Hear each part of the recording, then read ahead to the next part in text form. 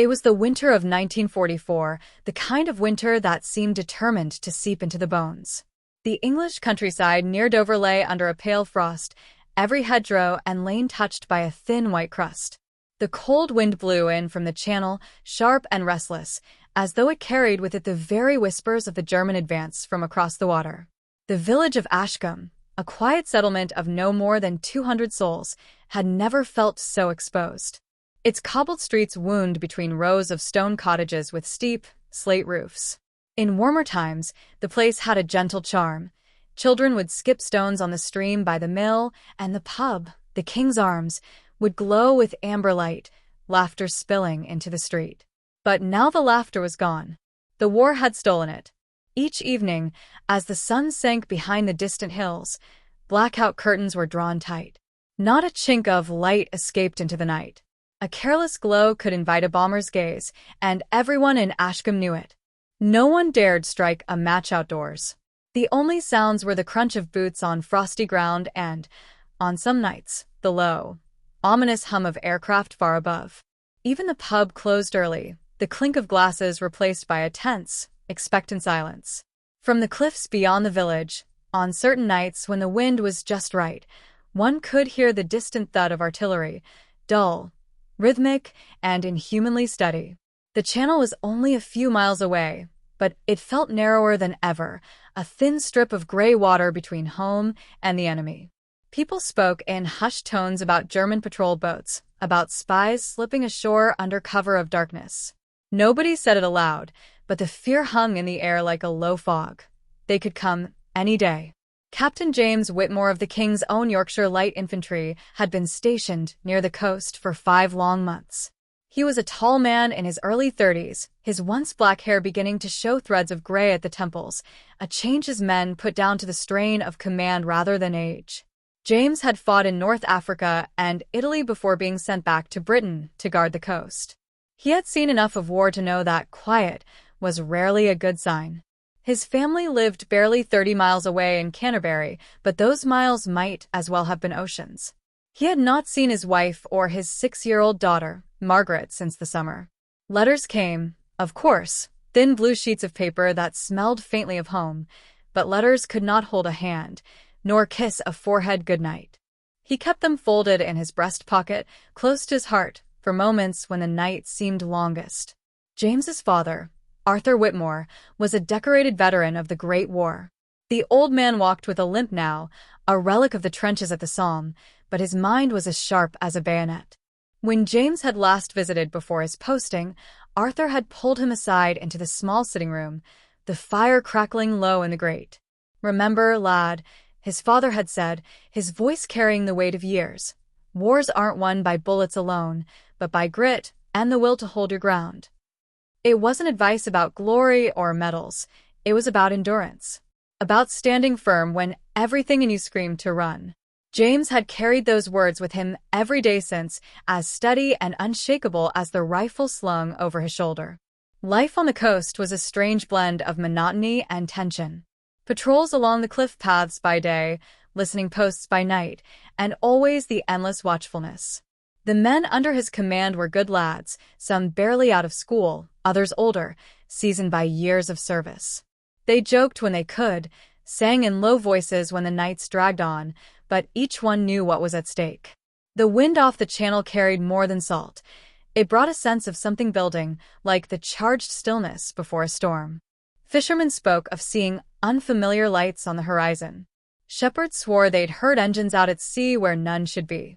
Even the dogs seemed more restless, barking at shadows, hackles raised. James had learned long ago not to dismiss such things. In war, information came in scraps and whispers, and a wise man listened to all of them. He often found himself standing on the cliff edge just before dawn, watching the faint orange glow of sunrise spill across the gray water. Somewhere out there, beyond the line where sea met sky, the enemy was planning, waiting, watching. And here, on this quiet stretch of English coast, it was his duty to make sure they never set foot on the soil behind him. The men called him steady. Not loud, not given to unnecessary orders, but dependable. He led from the front and shared their hardships. When the wind cut through their greatcoats, It cut through his as well. When the tea went cold in their mugs, his did too. In such moments, rank meant little. What mattered was trust, and James Whitmore had earned theirs. Still, he carried the knowledge that one wrong moment, one missed signal, one overlooked detail could open the door to disaster. War, he knew, rarely announced itself with fanfare. It crept in, a shadow at the edge of the field, a figure moving where none should be. And so, even in the stillness, he kept his hand close to his rifle, his eyes scanning the horizon. In Ashcombe, life tried to go on. Children still played, though their games now included make-believe air raids and daring rescues.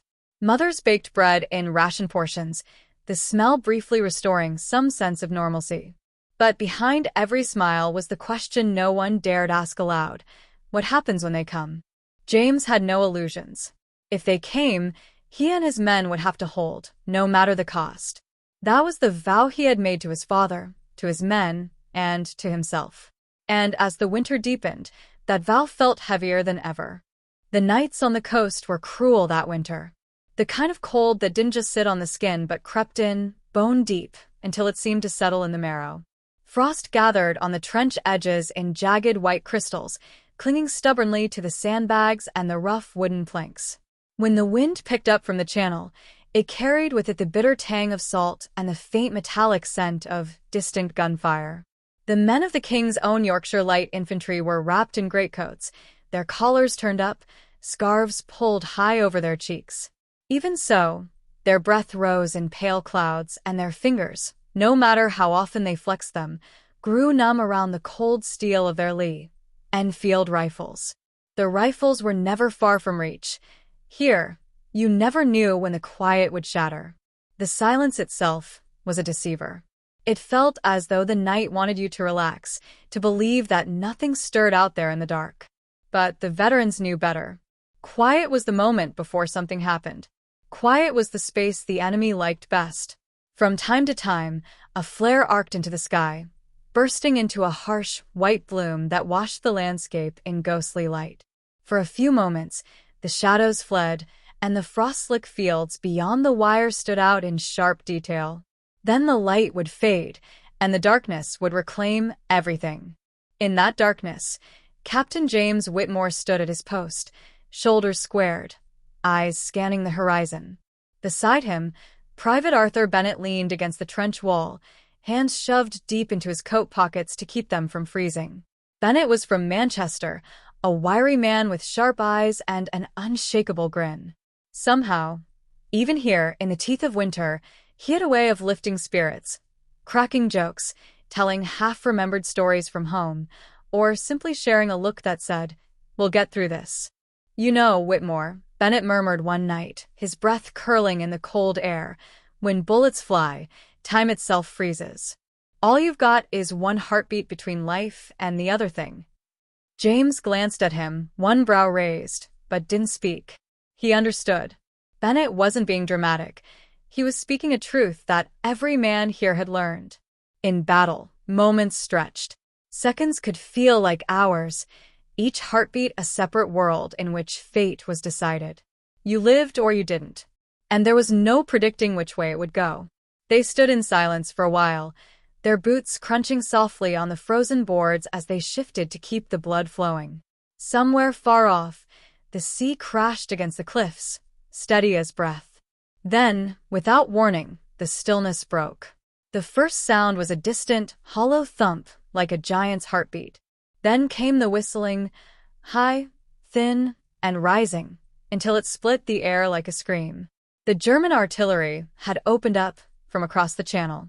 The first shell struck somewhere in the fields beyond the cliff road, sending a fountain of earth and frost into the air. Another followed almost immediately, closer this time. The sky lit in sudden flashes, yellow, white, orange, each one burning into the retinas before fading back into black. "Down," James barked, though the men were already crouching low in the trench, heads tucked into their shoulders. The ground shook with each impact. Dirt rattled down from the trench walls, the boards groaned, and somewhere nearby, a crate toppled with a crash. The air filled with the acrid bite of smoke and the dry tang of churned earth. For half an hour, the barrage continued. The shells fell in no particular pattern, most aimed at the empty land above the cliffs, as if the Germans were testing the range, probing the coastal defenses. Still, each detonation felt personal, each shockwave a reminder that the enemy was near enough to strike whenever they chose.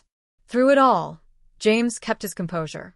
His hands were steady, his eyes scanning the darkness between bursts of light, searching for any sign that this was more than artillery, looking for movement, for shapes against the night, for the telltale flicker of a landing craft's silhouette against the horizon. He thought of home then, as he often did during the worst moments.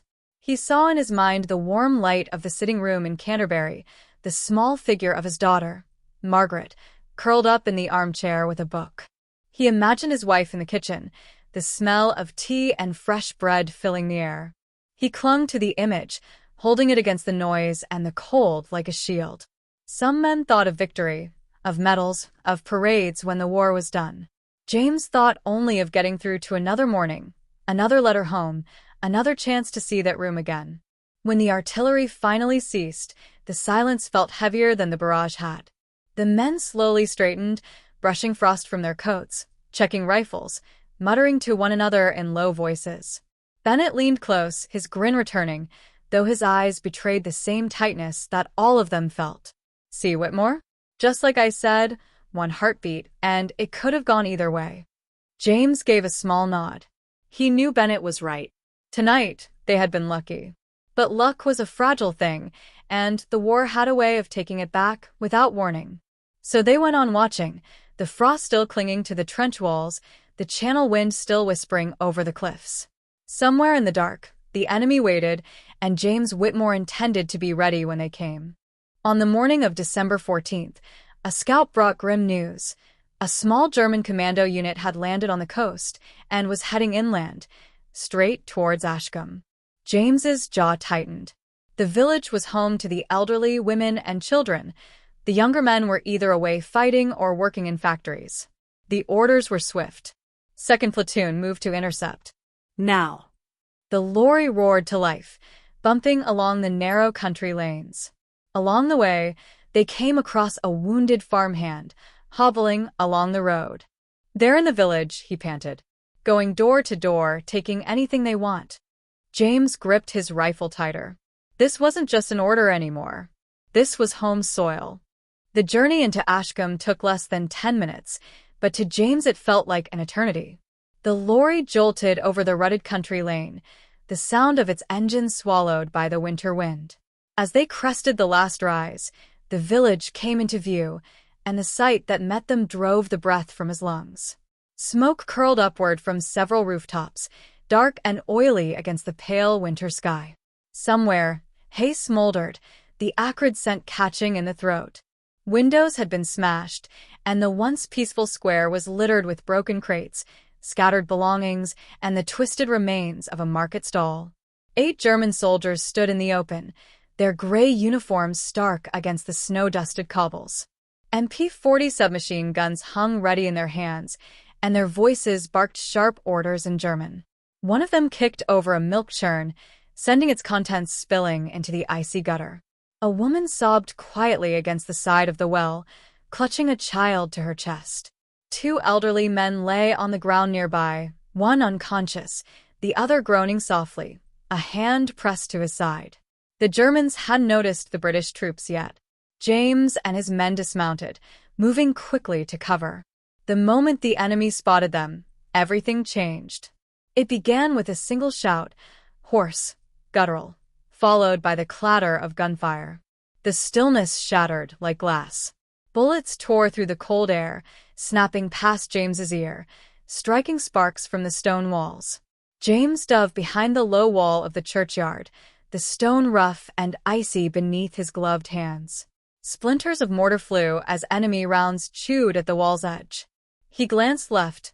Bennett was already in position, leaning over the half-collapsed section of wall, rifle braced. "Take the left flank," James called, his voice just loud enough to carry over the gunfire. Bennett squeezed off a shot. One of the German soldiers in the square jerked backwards and went down, his weapon clattering on the cobbles. Before Bennett could take another, a burst of fire caught him in the shoulder. He spun, dropping to one knee, his rifle slipping in his grip. "Bennett!" James shouted, scanning the square for the shooter.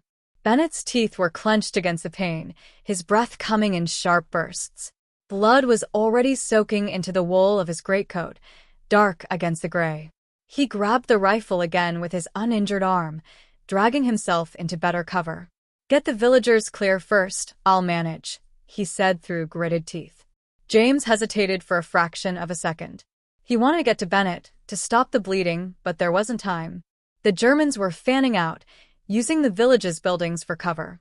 The cries of the villagers cut through the crack of rifles, the panicked whinny of a horse, the crash of glass. He made his decision. Signaling to the rest of his men, he motioned for two to break towards the well, using the cover of the wall and the market stalls. The priority was clear: protect the civilians, then deal with the enemy.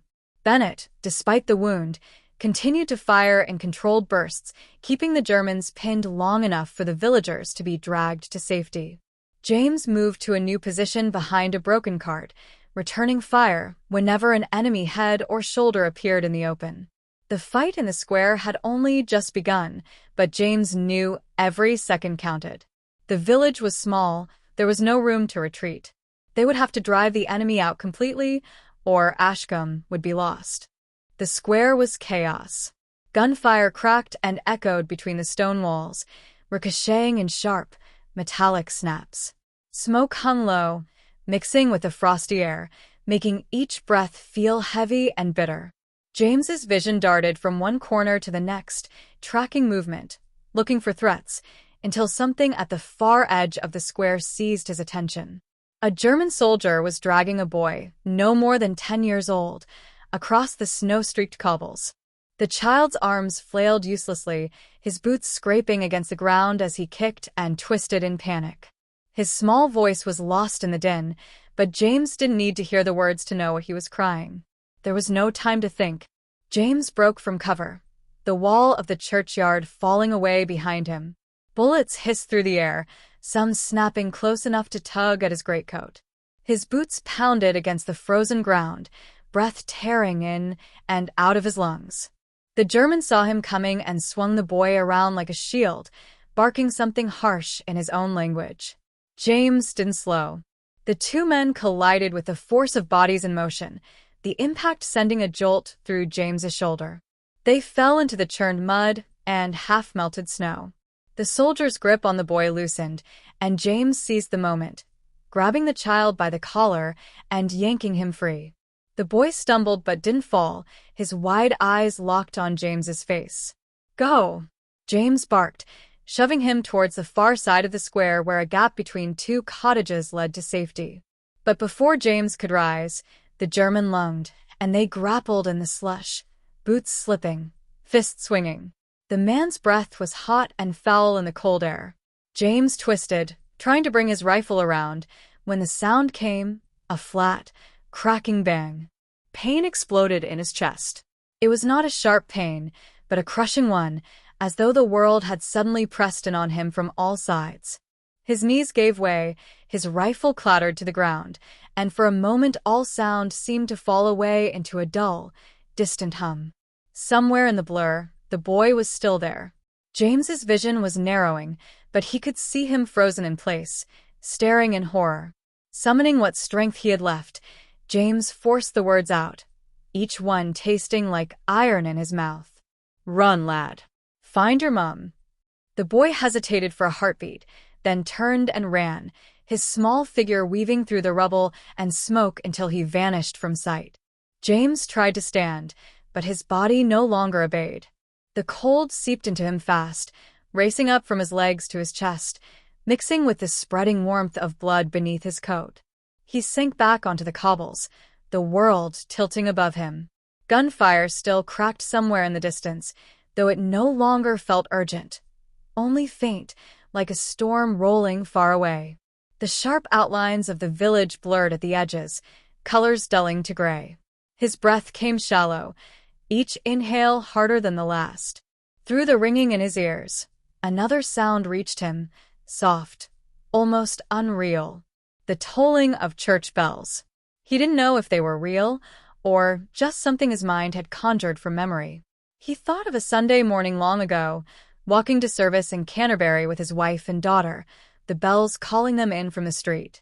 He tried to hold on to that image, the feel of Margaret's small hand in his, the warmth of his wife's smile, against the cold creeping further into him. The sky above seemed brighter now, the frost glittering strangely in his fading vision. And then, with the sound of the bells still in his mind, Captain James Whitmore let the darkness take him. Reinforcements arrived within minutes, driving the Germans back towards the coast. Bennett survived his wound. James did not. They found him under the old oak tree near the square, his rifle still in his grip. Weeks later, Captain James Whitmore was awarded the Distinguished Service Order posthumously. At the small memorial service, his father stood in his old uniform, holding James's cap to his chest. "You've gone, lad," he said quietly, "but your courage will stay here as long as these fields stand." The boy James saved grew up telling the story again and again, how a soldier in a greatcoat had stepped between him and danger. Every Remembrance Day, he placed a poppy on the oak's roots and whispered, "Thank you." Wars are not only fought on far-off battlefields, they are fought in the hearts of those who refuse to give in. James Whitmore's sacrifice was more than a soldier's death. It was the gift of a future to a child, a village, and a nation that would remember him long after the guns fell silent. And Ashcombe, once darkened by fear, now keeps its lights shining at night, not to challenge the enemy, but to honor the man who stood between them and harm.